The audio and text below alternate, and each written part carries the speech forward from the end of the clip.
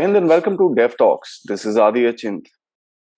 Before I begin this episode, I'd like to actually take a little moment to tell you about the efforts that Dev Talks is doing in watching China. There is a series that we've come up with which is called the China Watch.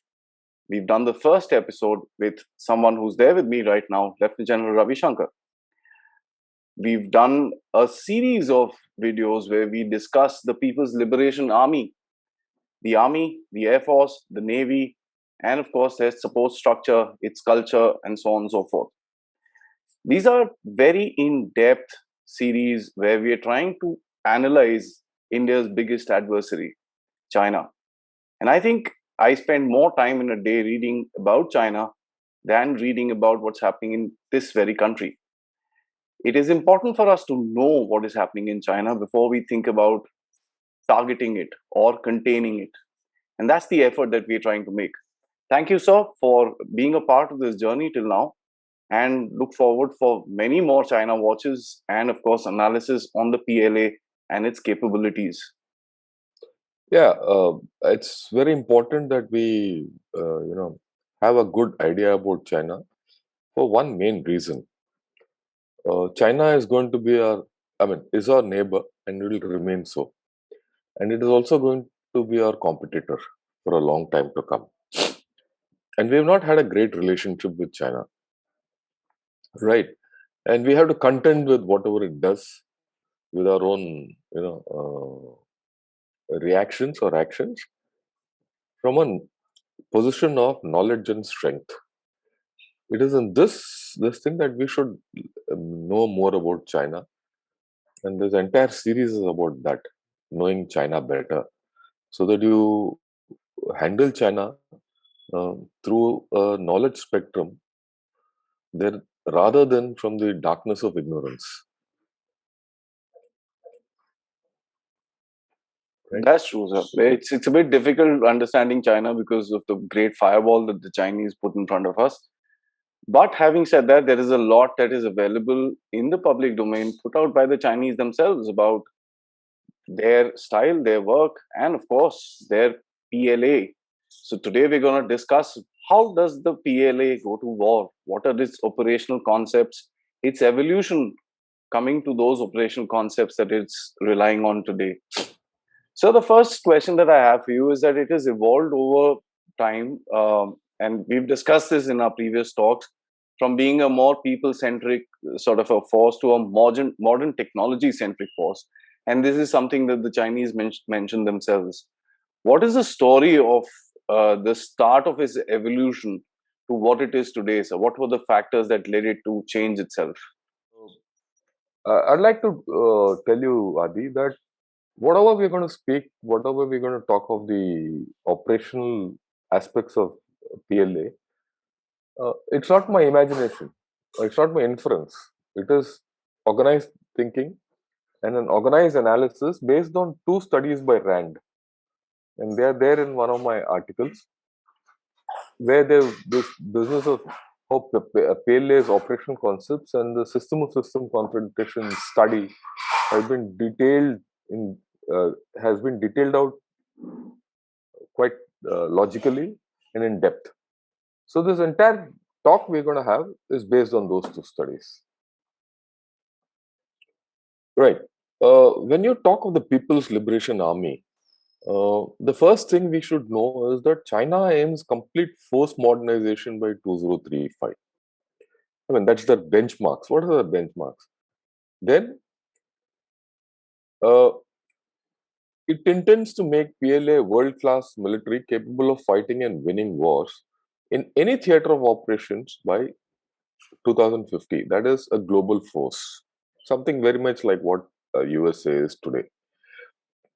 To a large extent, sometime last year, some of these timelines were also a bit preponed. Like the 2035 timeline, at times it came out as it is going to be on 2027, right? So there's a preponement under Xi Jinping. Now, what does this world-class military by 2050 encompass, as per their own writings? It means they want to leverage national defense, at the comprehensive national power of theirs. We want to use big data and artificial intelligence to support an evolved system of systems approach. Now, we'll talk of the system of system approach because this is important to great power competition and armed conflict. So they're looking at two things. They're looking at great power competition between huge military powers, and armed conflict is generally with the lesser powers whom they have to steamroll over, right? But then if armed conflict is inevitable with great power, so be it. But then, one has to understand what will the reality be? The reality will largely rest on the application of emerging big data and AI technologies to military purpose. Now, that itself is nebulous.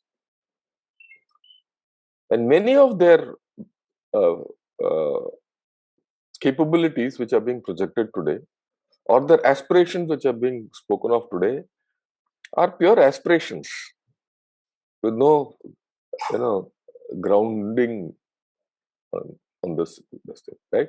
It's not a nothing has come on ground. It's imaginary to a large extent. So let's see where it goes.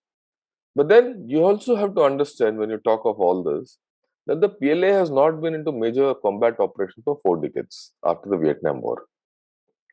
Now, despite this, many people consider PLA to be uh, far more capable than the ground force centric, technologically unsophisticated PLA that invaded Vietnam. So, if you compare it against the force which invaded Vietnam, it will be very great. There's no doubt about it. But will it be able to compete with advanced countries like USA or more experienced countries like India? The question mark.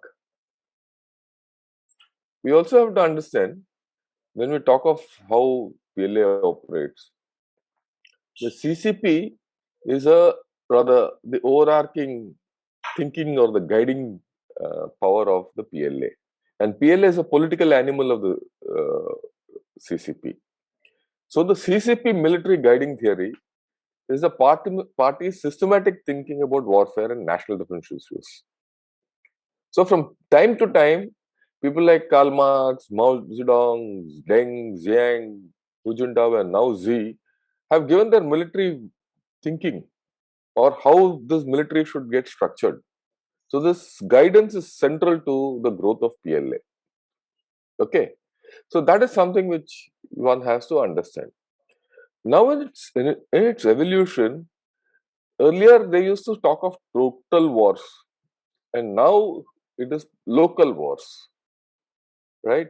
They don't talk of total war. Total war was widespread war. It was large scale warfare.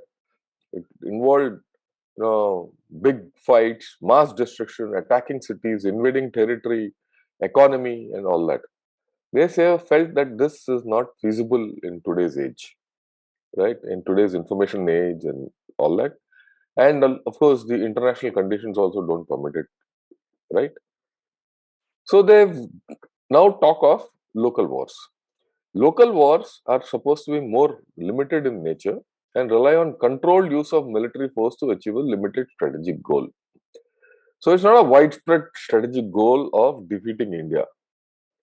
It's rather a smaller strategic goal of putting India in its place by capturing a particular key objective, by which they might feel that, look, we can humiliate India rather than defeat it. Because defeating India, they know is well out of the equation. The same thing is applicable for USA. They can block USA out of any future conflict and render it impotent to interfere in China's military goals. They would have won the day. So it's local. Everything is local, right? Sir, but when we looked at the past, we had Mao who used to lead these huge human wave attacks, and we've again spoken about this before. There was a concept called the People's War, and their entire strategy was based on large scale attacks on a small or a medium sized front, and they achieved their purpose in when they hit India as well in 1962 with similar attacks. And we have history of the Battle of Razangla, battles that took place in Arunachal Pradesh. After that. How would you put that into a concept as per se, sir? Okay, let's look at it. Uh, Mao spoke of People's War, and this concept of People's War existed till 1980s. That was the time of mass attacks, uh, human wave tactics, and all that. And he had three components. He said, fight imminent wars which were going to happen. Be prepared to fight major wars and nuclear wars, because by 60s, China was a nuclear nation. Okay. Now, somewhere in the 70s, right, Mao himself started changing. In fact, Mao passed away in 72. And then this People's War, though it did continue in the early part of Deng's rule, the shift was from People's War under normal conditions to modern conditions. That is modernized People's War. Now, Deng's concept of local war under modern conditions, because by the time Deng came into power, he felt that this total war was no more a feasibility. So let's talk of local wars. So from People's War under modern conditions became local war under modern conditions. So the scope reduced. And modernization meant that the People's War concept went. So he emphasized on speed, mobility, and lethality rather than attrition and protection of the People's War. So the change started taking place. May I ask you something here, sir, if you don't mind? I'm sorry to interject you. Yeah. The local war concept that you're talking about are, small scale strategic wars or small scale skirmishes. Is that what you would kind of link it with? When you say local war, it is in a local theater. Whether it's small scale or large scale is not the issue. Okay. Now, in 1993, Jiang Zemin brought this. By then, China had started modernizing. It had seen the Gulf War happen. And they felt that it's high time we started local war under modern high-tech conditions. From modern conditions, it became high-tech conditions. The first Gulf War taught them quite a bit. Okay. And then he also emphasized this business of three defenses and three attacks. Attacking enemies' missiles, helicopter, and, when defending against precision strikes, electronic warfare, and reconnaissance elements. So he brought this in, that this is what brought USA its results in the Gulf War. This is what we have to guard against. This is what we have to attack, and this is what we have to defend against. And they also felt and they saw that the net-centric precision strike capabilities of USA in the first Gulf War was a revolution in military affairs. In any case, it was. That's what we all learned. RMA started from that time onwards, and they said we should be part of the RMA, and we cannot continue to be with the present army of yesterday to say get any equivalence with any major power. Will be out of the equation, and that is when they really started changing. And if you go back in time, the modernization of the army under this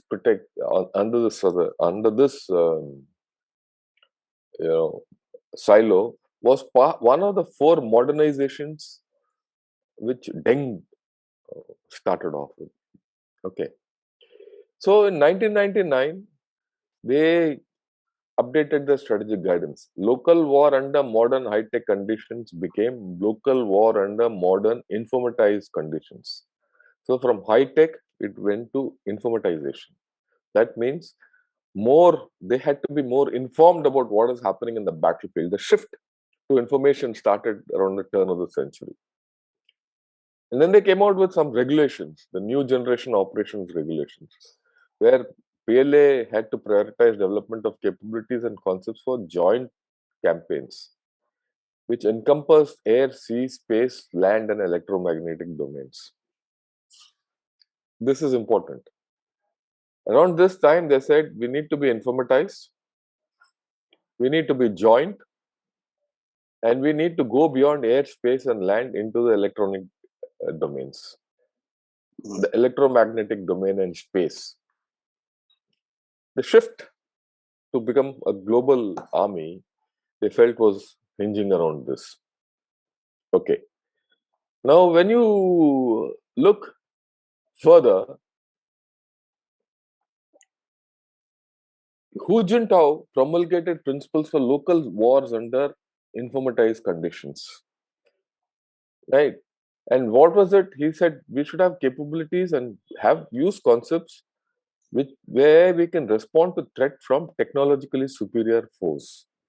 At that time, they were still looking at USA and Western countries, right? We're talking of 2000, 2004. And this is the time when they went into the system operations, right? It was Hu Jintao who said this. He said, we need to focus on joint warfare with integrated command networks to enable key strikes against combat networks and systems of an advanced adversary. So they felt by 2004 their economy was booming, their importance in world affairs was increasing, their army was and armed forces were becoming bigger, and they started having their own concepts. Now in 2015, uh, Z upgraded this to win informatized local wars. He recognized information as central to winning wars. He felt that this is a domain in which war occurs, and this is a domain in which war will be fought also, right? And he also felt that information will be the most dominant mode of warfare, and in a systems to systems confrontation. Mm. So here you see what Xi Jinping has done: information, AI, cyber, and all these other things have come into the bag. Their share has increased, right? So the next thing is Xi Jinping said, look, tomorrow if China wants to dominate the world, we have to have capabilities and concepts for uh, dominating the seas. And hence, maritime operations came in the forefront. Air, maritime, and things like that became the key uh, capabilities which he went after. And to that extent, he had a whole lot of downsizing of the PLA. Sir, the concept of informatized warfare is something that we study, as a matter of fact, as part of information warfare and beyond, for that matter. It's a very, very large scope which is basically coming out into the public domain today. Unfortunately, the understanding of information warfare is all to do with propaganda. How would you enhance that particular thing as a warfighting concept, keeping the propaganda machine a little away from it? How would you kind of describe it, sir? See, fundamentally, uh, the whole story is very simple. He The concept is get maximum information, have build information dominance, and then make your plan based on information, and then attack the enemy based on that information. If your information is better than his information, you have won the day. And if you can deny your information to him and gain his information, then you are in a state of information dominance. If you are in a state of information dominance, you can do what you want to the enemy. That is what USA did with Iraq. That Yeah. is what USA did in Kosovo. That is what USA did in Gulf War too. And that is what they want to do. At the outset, I must tell you, it's very nice to put all this. To a large extent, they might be able to do it because they have expanded the sources of from where information they can gain, right? But to enable physical war to be prosecuted, because ultimately you have to come down to the main domains of land, air, and sea. Mm. And be successful there is a big question mark because remember, for all its prowess, USA failed against Taliban, which had nothing. One has to be a little careful when we talk on these terms. Okay. Absolutely. So I think that's a very, very bright point that you put out. I mean, one of the most informative backed army in the world could not actually do something with, With someone who, cycle yeah, and they had, no, their information was different. yeah, So the information, the quality of information and what do you do with the information is more important. absolutely. And Yeah. secondly, you can get the information. How do your troops react to that information? A whole different ball game altogether. Yeah, that's a, So yeah, we'll talk about. yes, sir, please. When we study the PLA's, fighting style and doctrines, there are three, four things that come out pretty clearly. One is this setup called the active defense. Second is the three warfares that we've discussed multiple times, and it's something that we face all the time. And of course, the three superiorities, which led up into something called the operational concept that they have today. What are these concepts, and how would you connect them with some examples that we see in front of us today of countries bearing the wrath of the PLA?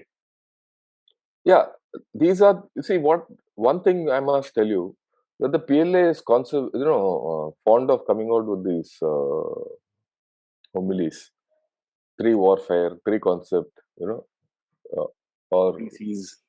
uh, they have this. So they come out with a lot of these terms which need to be understood. If you don't understand them, right, uh, it's quite confusing. Okay, let's talk of active defense.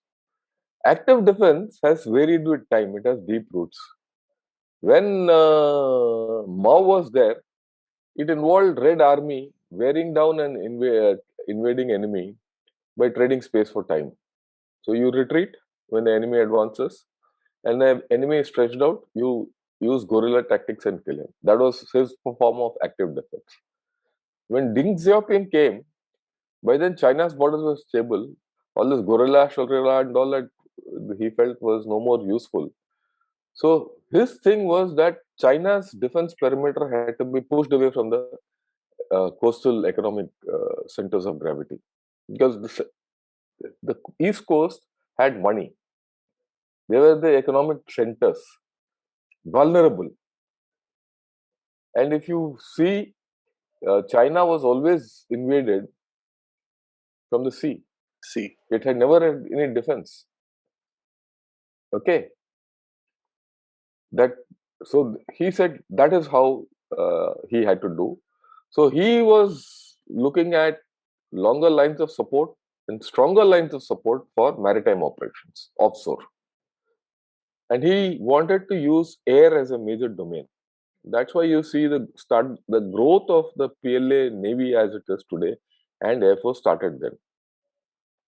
That's why Deng's firm modernization, in which is very important, and which modernization of PLA became a key issue, again a very important thing. Mm. From Jiang Zemin to Xi Jinping and through Hu Jintao, the whole idea was to get into a mix of offensive, defensive, and deterrent concepts.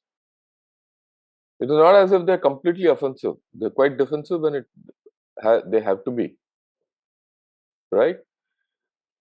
But the thing is, they want to shift this entire line away from further from China's periphery. That is why that constant effort to take over the first island chain. That is why the constant effort to push the LAC further to the east or the south away. And they also said that look, active defense has to be executed through space and cyberspace and the information domain. Okay.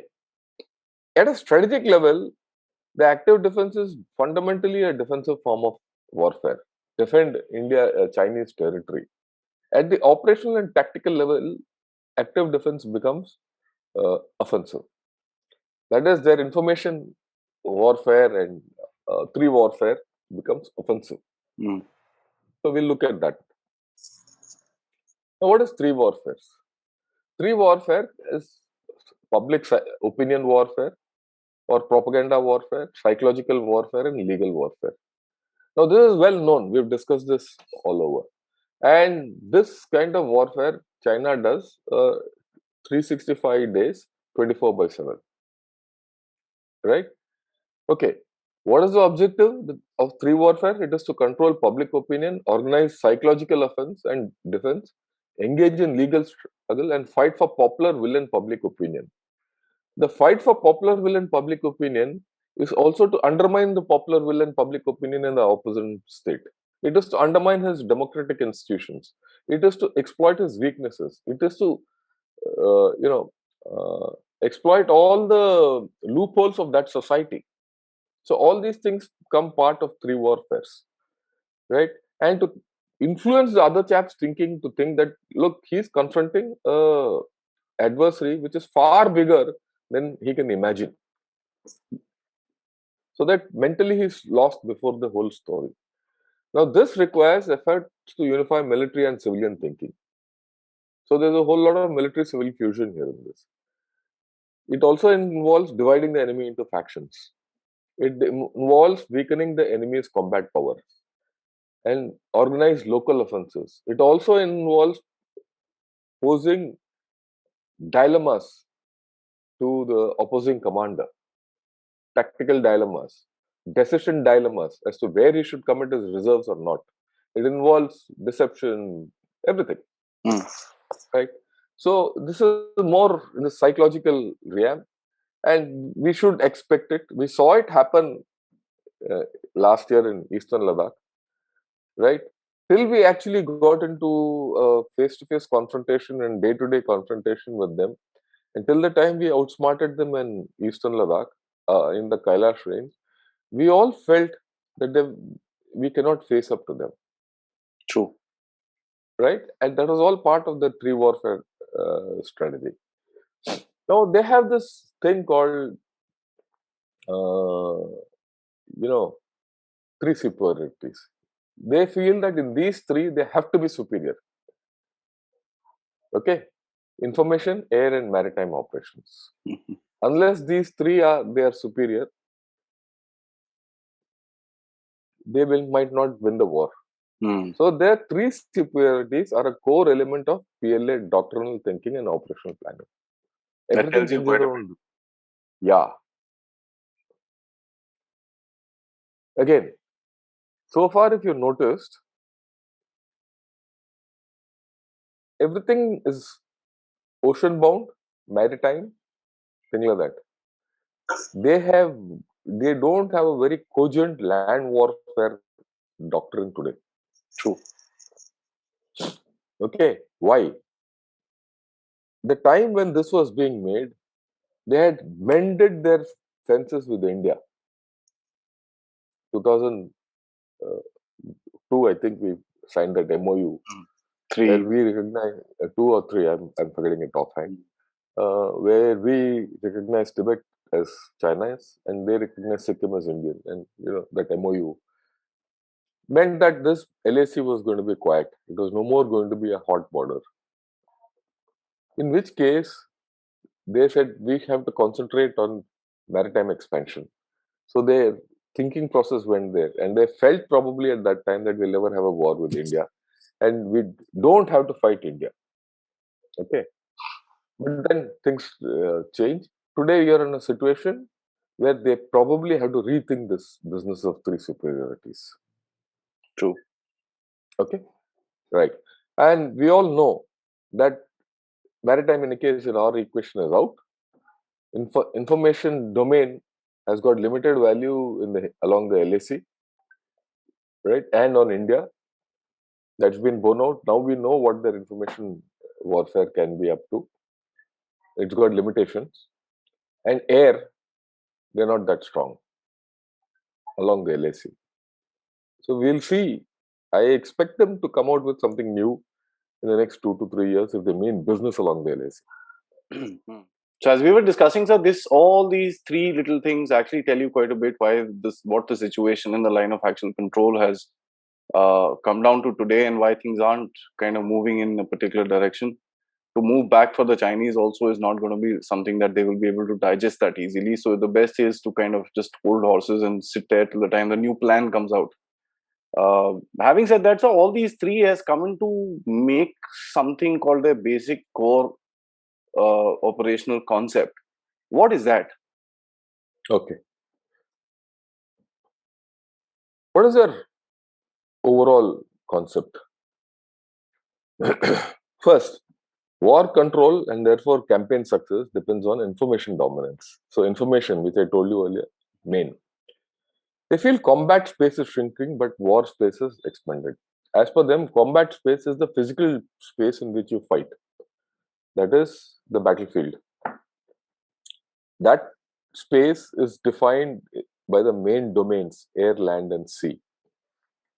War space extends beyond the three domains. It goes into electromagnetic spectrum, it goes into space, it goes into information, it goes into cyber, it goes into diplomacy, it goes into economics. They Trade. feel that, right, today, due to international conditions, this space has expanded. And increasingly, wars will be fought in that space rather than combat space. That is There's true. another reason why, when you say combat space is shrinking, because of the expansion of the other spaces, they are now talking of local wars. Local wars has to be seen in this context also. Combat space is less, so keep it local. And once the skirmish is over, fight the war in the other domains. Right? So that is a major concept of theirs which they think. If you want to defeat this concept, force them to into the combat space. Okay, let them shrink the war space to the combat space. If you shrink the war space to the combat space, it's going to be very difficult for them to handle the situation. That's a challenge which we have to think of. Then they feel target-centric warfare provides the means to defeat an adversary's operational system. That means everything is turned into a target, and each target is identified and dealt with appropriately. It could be kinetic or non-kinetic. It has to be dealt with. It could be destroyed or neutralized or kept out of battle. I mean, target-centric warfare doesn't mean that every target can be destroyed. No. Mm. It means you identify every target, you evaluate each target and see what effect it can do on you, right? How do you deal with it? Which is the kind of a threat it poses to you, and which is the best resource you have to fix it, and then use it for a particular effect. And all these effects are time specific. It's not interminable. You do something kinetic against a particular target, it might get inactive for a particular period of time. After that, it will retrieve. It will bounce back. Okay. So these things are important, and this is something which they've started thinking of. Okay.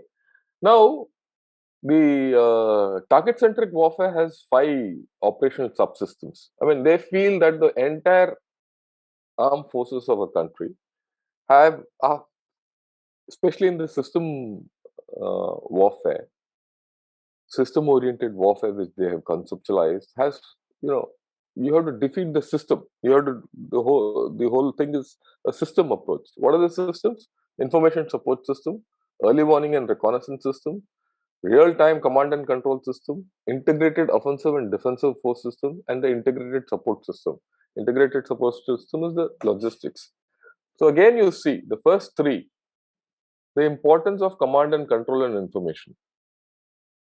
So a whole lot, they feel that these 3 systems are the nerves of the enemy, eyes, ears, and nerves of the enemy. If you can paralyze them, the rest will fall in place. So that is their thinking. Let's talk of information. Chinese military authors, wherever they've written, however they've written, their approach to war is through information. The emphasis on information is quite a bit. They feel that information-based system operations are the basic forms of warfare in the information age.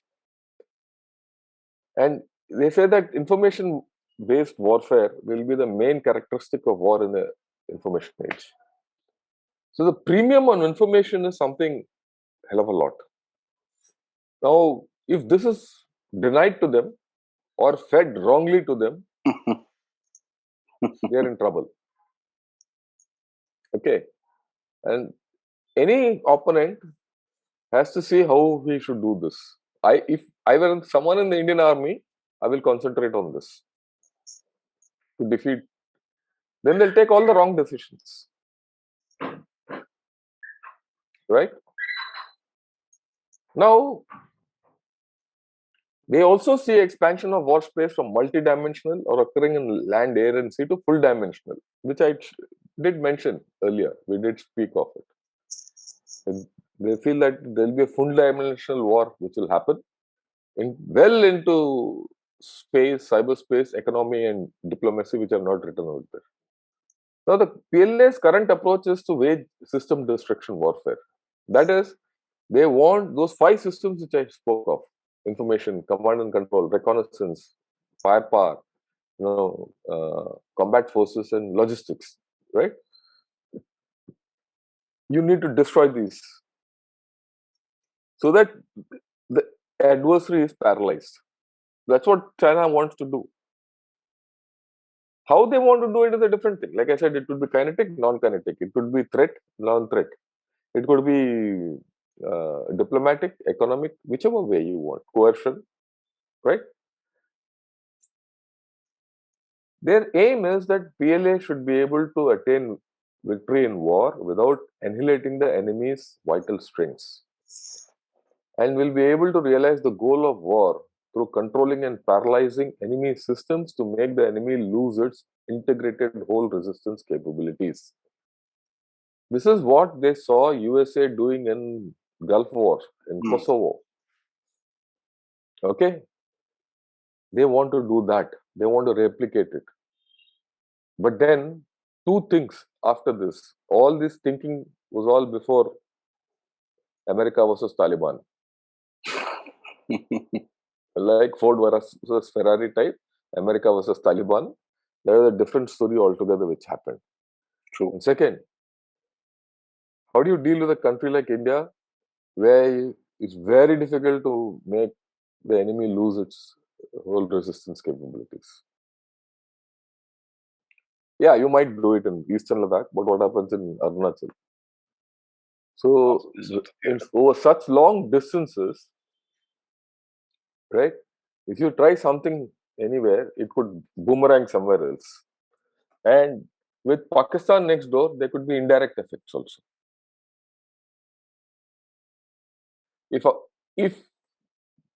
If tomorrow China does something in Arunachal, let's assume, and you gets hold of a few rocks in Arunachal, and you're not able to hold him there, what if you get into Gilgit-Baltistan?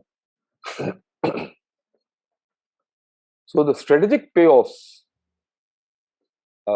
local wars leading to strategic outcomes, you have to play that game.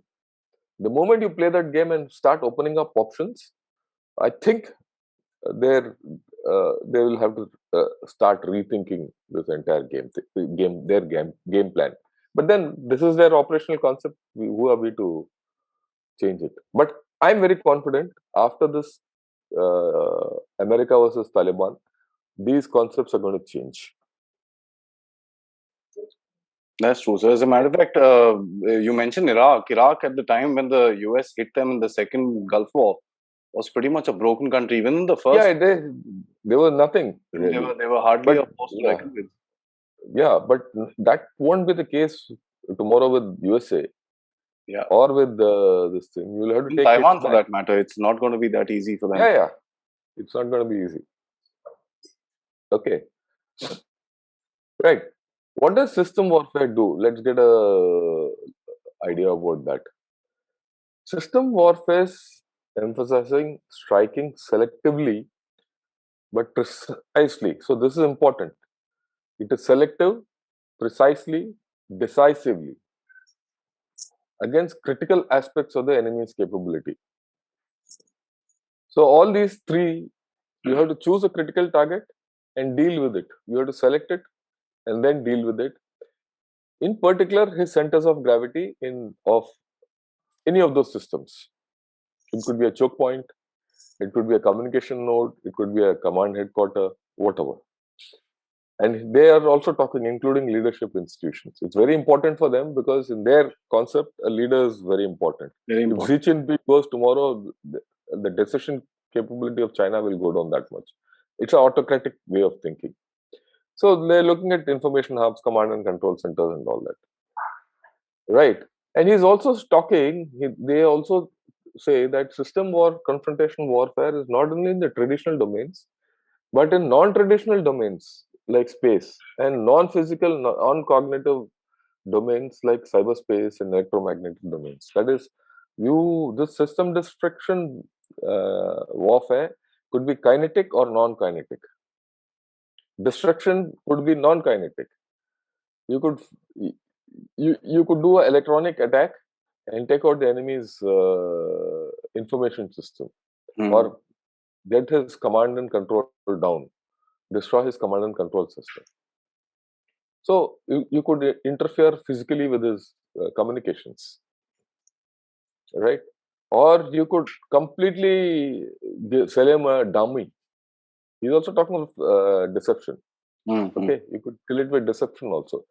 So they are looking at a holistic way of fighting war. So this is all about systems destruction warfare. And then to do this, they need network superiority to cause dysfunction in the adversary's command and control system. He has to face loss of control, and his operational strengths and operational activities need to be incapacitated or made to fail. Okay, all this has part of the thing. And then his weapon systems and equipment cannot be brought to bear on the target, on into the battlefield fully. That means you are not allowed to do sidestepping or movement behind to concentrate or react, right? You don't have the capability to maneuver, and which means, or that means your battlefield is isolated, and the initiative goes to China completely. And then he says, achieve military goals and gain ultimate victory in the war. So you're going to be isolated, you're going to be cut off, interdicted, not allowed to move, all that. Many of these are great. We all known it. It is nothing. These concepts are nothing new. I've been learning it ever since, General Shankar Chaudhary was my battalion commander in IMA, and he taught us about principles of war. I'm talking of 1974, 5, 6, 76. Not 76, sorry, 77. Only they have now put it in this form.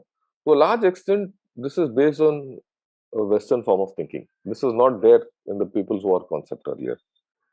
Like they said, like I've been repeating 2, 3 times, paralysis can occur through kinetic and non-kinetic attacks to destroy or degrade key aspects of enemy's operation system. Mm. So, you're getting the hang of what they are planning. Actually, yes, but one thing that I observe, and this is just a non-military observation, they want too many things to go right for a particular target.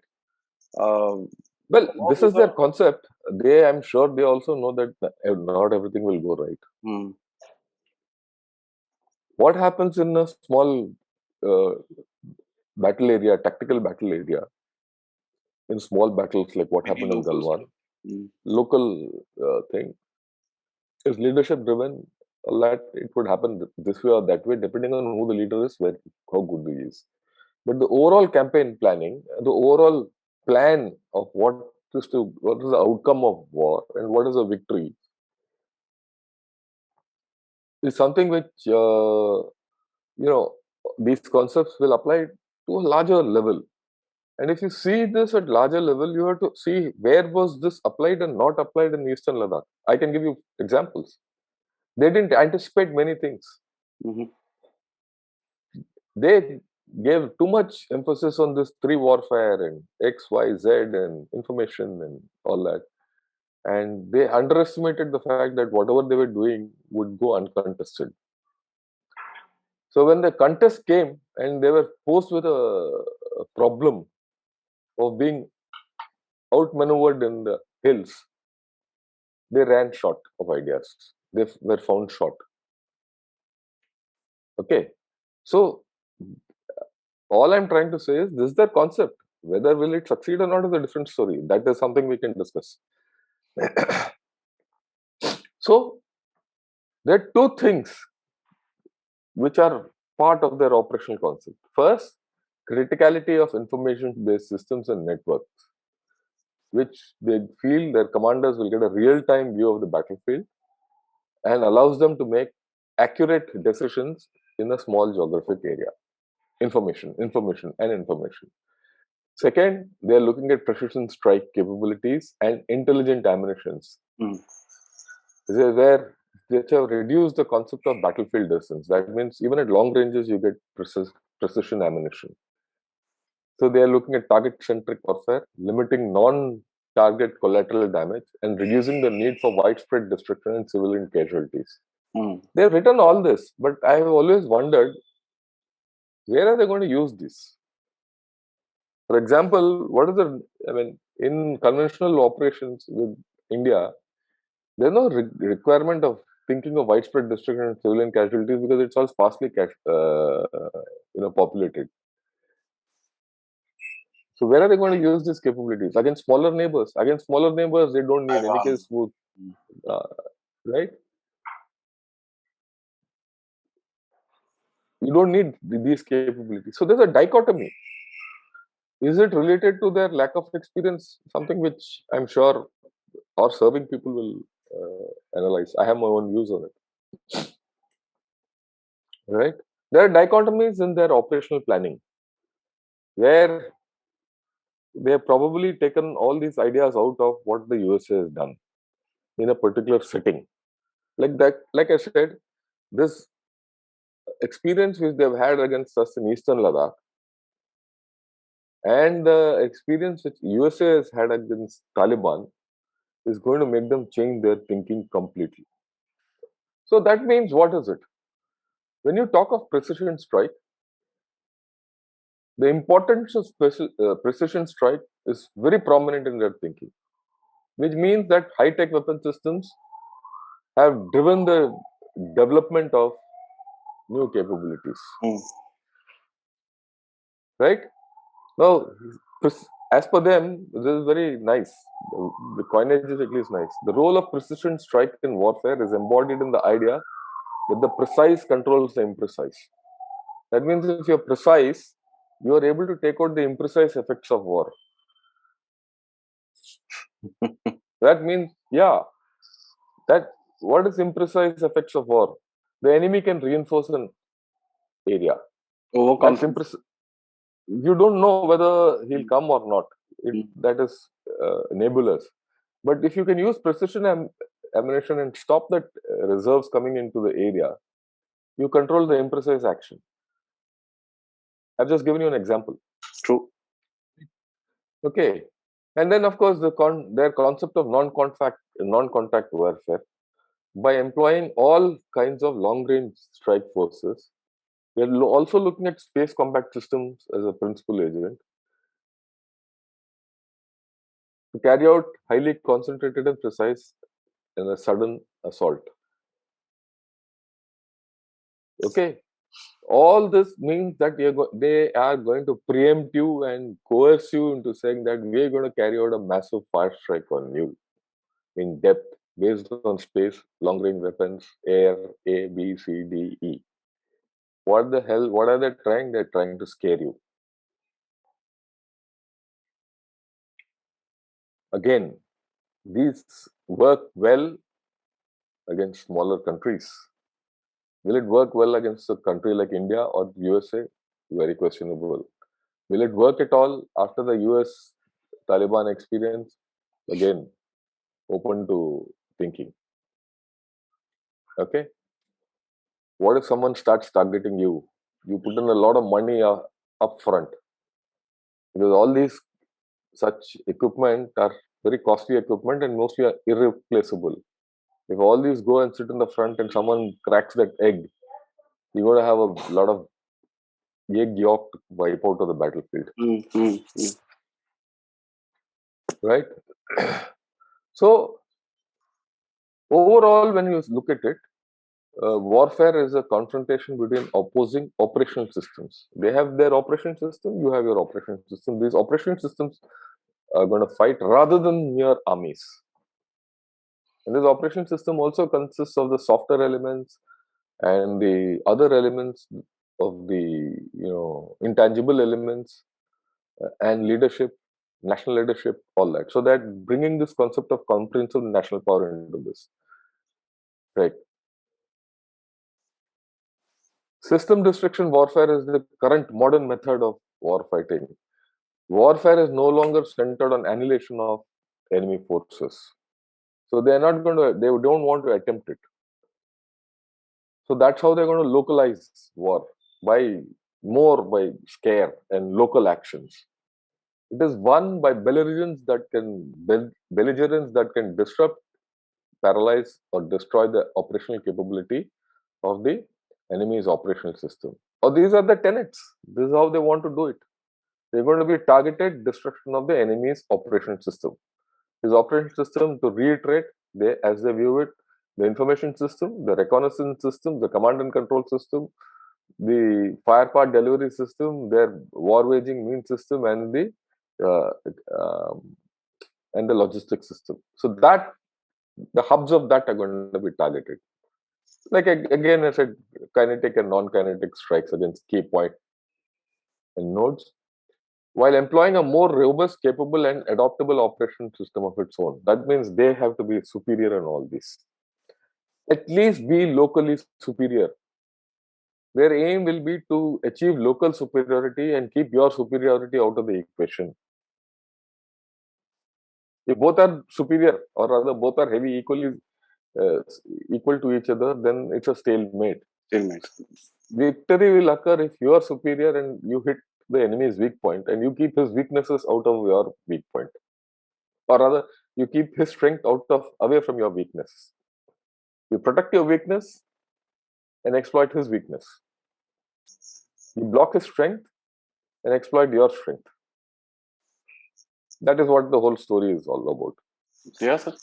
As a matter of fact, I actually wanted to ask you something. So, with the way that you've explained this entire operational concept, one of the things that comes out to tell me that, we call it a standoff. I don't think the Chinese call it a standoff, because what all they're doing is basically trying to disrupt the systems of the Indian Armed Forces by having the three warfares going on, having the system to systems, showcasing their latest weapons, putting across a whole, this thing.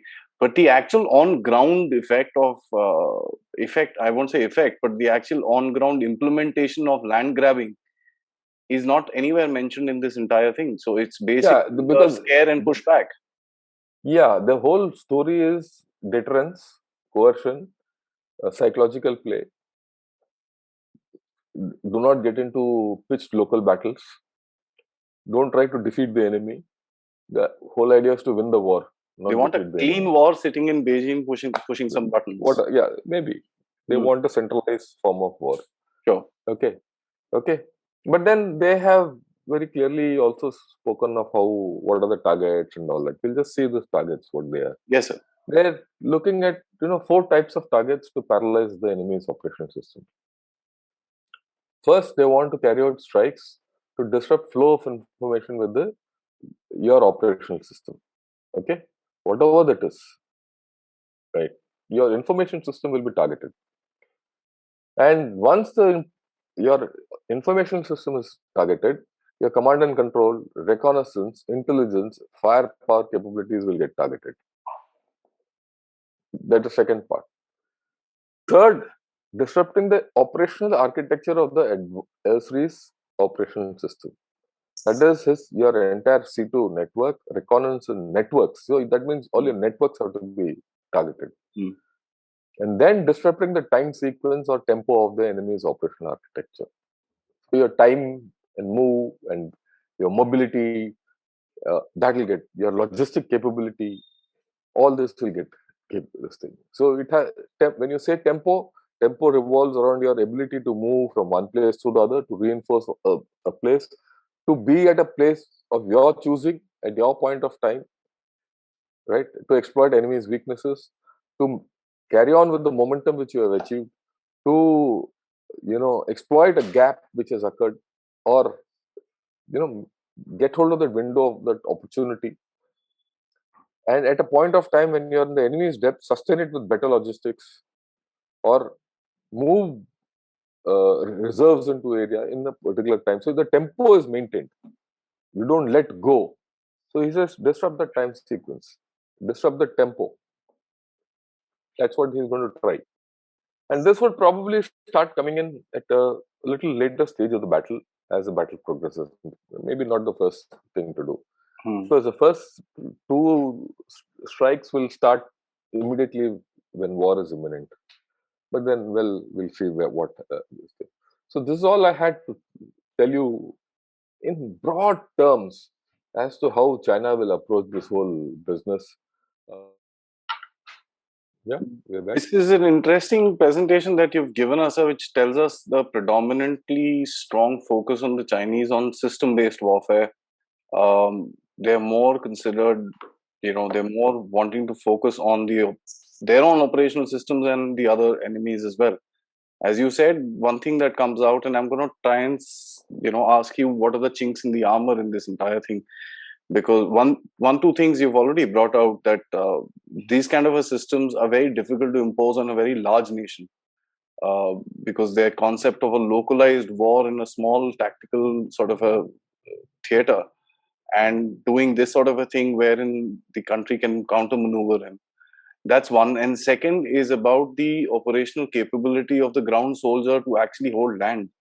That is one of the biggest challenges that I see. What else would you like to bring about as the challenge to this particular setup of warfare? See, first and foremost, the biggest challenge for this kind of warfare is that it has never been done by them. Okay. It has never been done between two equal adversaries ever. The last time any kind of a huge equal adversary contest took place was in Second World War. Second World War. USA also never confronted the equal adversary, after Second World War, and probably to some extent after the Korean War. Then this business of hybrid war and ideological issues coming into it turn the tables quite a bit. Just think, if we use the Tibet card well, right, and this whole story becomes hybrid in nature, and then the PLA has to worry about its backside or the rear. So they'll have to fight the battle in the rear and the front.